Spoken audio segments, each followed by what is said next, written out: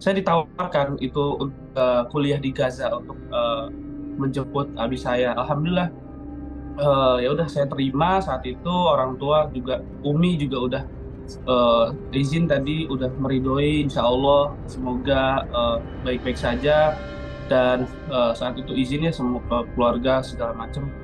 Ya, alhamdulillah saya bisa gitu ke Jalur Gaza itu pada bulan Februari tahun 2020. Saya berangkat dan alhamdulillah saat itu saya kuliah di salah satu universitas terbesar yang ada di Gaza, yaitu Islamic University of Gaza, yang kita tahu ke kampusnya juga udah hancur ya, sudah hancur total sejak awal dibom oleh Israel. Jadi sampai saat ini saya juga belum menyelesaikan sarjana saya akibat memang kampus juga udah banyak yang hancur.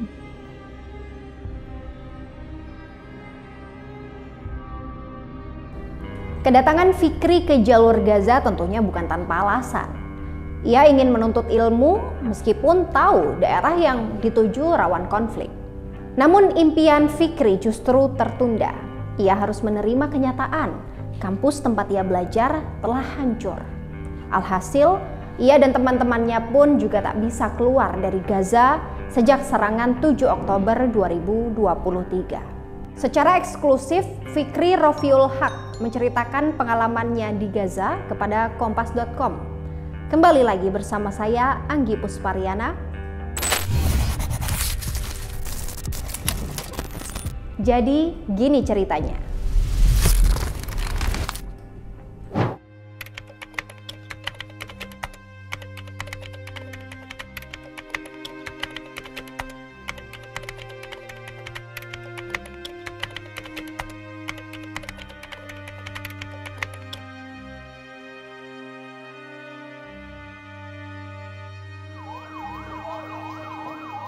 Kondisi di Rumah Sakit Indonesia yang ada di Jalur Gaza bagian utara, tepatnya di kota Bet Lahiyah, memang sebelum perang sangat begitu indah, di mana masyarakat saja membuat Rumah Sakit Indonesia pun menjadi tempat wisata.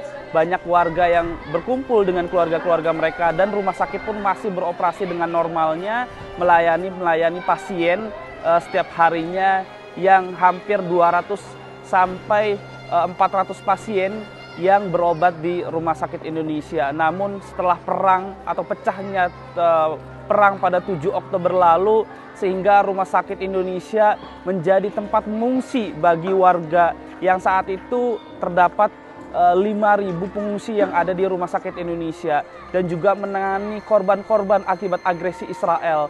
Bahkan data yang kami punya saat itu, korban yang meninggal yang dilarikan ke Rumah Sakit Indonesia lebih dari 1.000 jiwa, dan juga korban luka-luka juga yang dirawat di Rumah Sakit Indonesia melebihi 4.000 jiwa yang ditangani oleh Rumah Sakit Indonesia. Sehingga saat itu Rumah Sakit Indonesia sangat begitu sibuk ketika perang pecah pada 7 Oktober. Tim medis sangat kewalahan bekerja selama 24 jam untuk menangani korban-korban, dan juga stok medis atau stok obat-obatan dan perlengkapan lainnya juga semakin menipis, karena kita tahu saat itu di kota Bet Lahiyah, Jalur Gaza bagian utara, serangan begitu bertubi-tubi sehingga bantuan-bantuan sangat sulit sekali untuk masuk ke Rumah Sakit Indonesia yang ada di Jalur Gaza bagian utara. Dan juga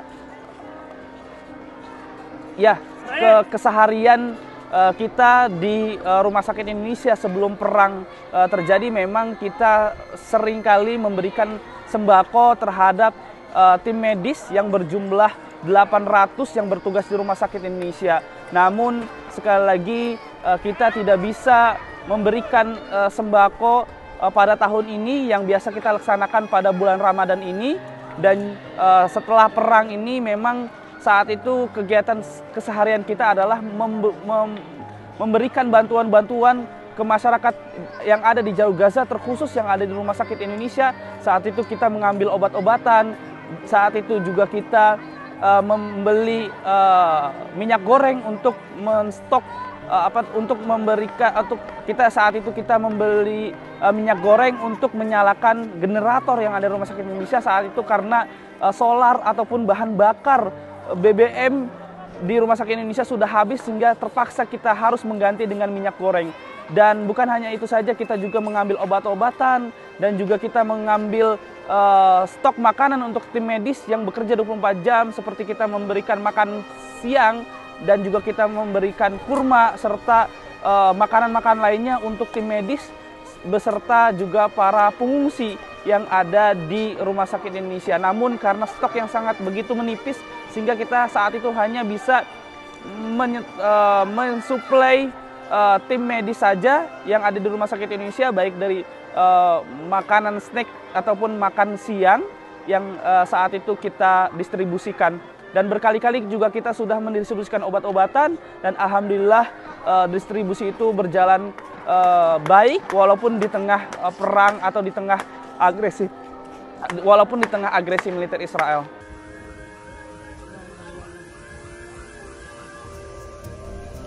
Agresi 7 Oktober 2023 membuat kondisi di Rumah Sakit Indonesia, tempat Fikri dan teman-temannya bekerja, tak kondusif. Mereka pun akhirnya harus dievakuasi ke Khan Yunis. Dalam perpindahan dari Rumah Sakit Indonesia ke Khan Yunis inilah, Fikri pertama kalinya bertemu dengan tentara Israel. Awalnya kami tim kemanusiaan, relawan kemanusiaan Mercy yang bertugas di Rumah Sakit Indonesia saat itu memang bertugas di Rumah Sakit Indonesia, namun karena serangan begitu dahsyat dan kita terpaksa melakukan evakuasi karena saat itu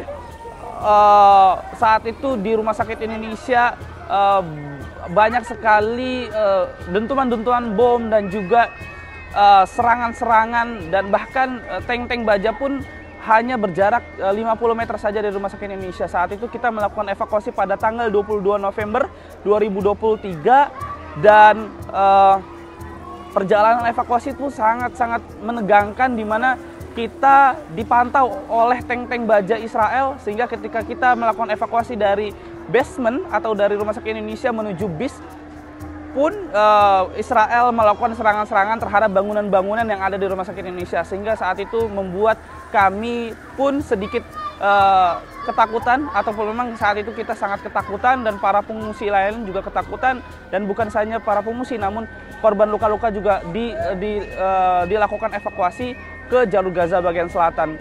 Dan saat itu saya pertama kali bertemu dengan tentara Israel yang ada di perbatasan antara jalur Gaza bagian utara dan juga Gaza Selatan. Saat itu kami dari bis diturunkan, diperiksa satu persatu, dan kita saat itu alhamdulillah bisa selamat dari pemeriksaan tersebut. Dan memang situasinya benar-benar sangat menegangkan karena pihak Israel sudah ready atau menodongkan senjata-senjatanya terhadap pengungsi-pengungsi atau terhadap kita saat itu yang sedang diperiksa. Dan alhamdulillah kita selamat dan bisa mengungsi ke sekolahan yang ada di kota Khan Yunis, jalur Gaza bagian selatan. Dan memang momen-momen ketika di bis pun sangat menegangkan karena samping kanan kiri bangunan sudah banyak yang hancur, jalan pun banyak yang hancur, sehingga kita menempuh jarak normalnya seharusnya adalah hanya 30 menit, namun kita menempuh jarak saat itu mencapai 3 jam karena memang kondisi yang sangat buruk sekali dan ditambah dengan pemeriksaan yang cukup ketat oleh pihak Israel.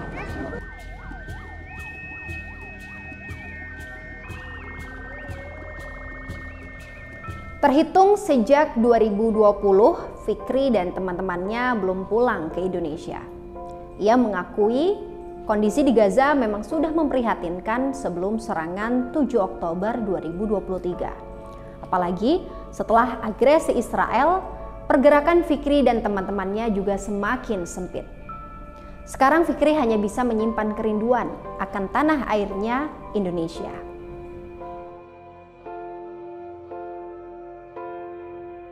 Ya, tentunya yang paling saya rindukan adalah kedua orang tua saya dan juga adik-adik dan serta keluarga yang lain.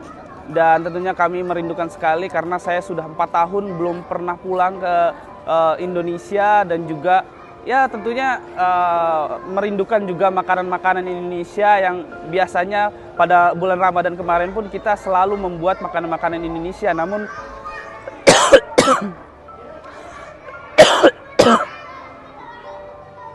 Namun pada Ramadan ini kita tidak bisa membuat makanan-makanan Indonesia karena bahan pangan yang begitu tinggi harganya, dan juga memang sangat sulit sekali untuk kita membuat makanan-makanan Indonesia.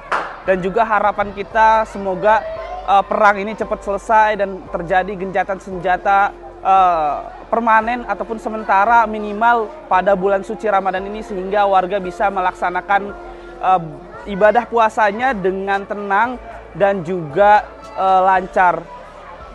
Dan memang saya bertekad di stay di jalur Gaza memang sampai waktunya tiba, karena memang untuk menyelesaikan sanad Al-Quran 30 juz kepada Syekh, karena itu belum sempat saya laksanakan, dan juga selesai sarjana di Universitas Islamic of Gaza. Namun saat ini kampus saya pun sudah hancur, dan saya bertekad untuk menyelesaikan keduanya. Namun kita melihat kondisi setelah perang, apakah kondisi ini masih sangat memungkinkan atau masih memungkinkan, maka saya akan lanjutkan. Namun kalau tidak memungkinkan, tidak saya lanjutkan, dan mungkin setelah perang saya akan pulang ke Indonesia. Namun untuk pada perang ini saya bertekad masih stay di jalur Gaza untuk membantu warga yang ada di jalur Gaza. Sekian, wassalamualaikum warahmatullahi wabarakatuh.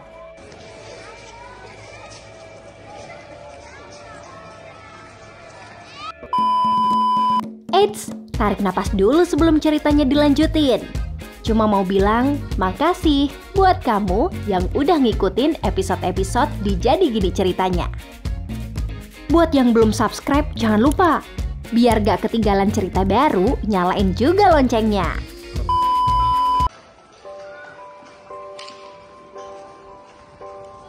Itu tadi kisah Fikri, relawan asal Indonesia yang mengabdikan diri untuk membantu rakyat Palestina di jalur Gaza. Besar harapan dari masyarakat dunia supaya konflik ini segera berakhir. Sekian dulu cerita kali ini. Wassalamualaikum.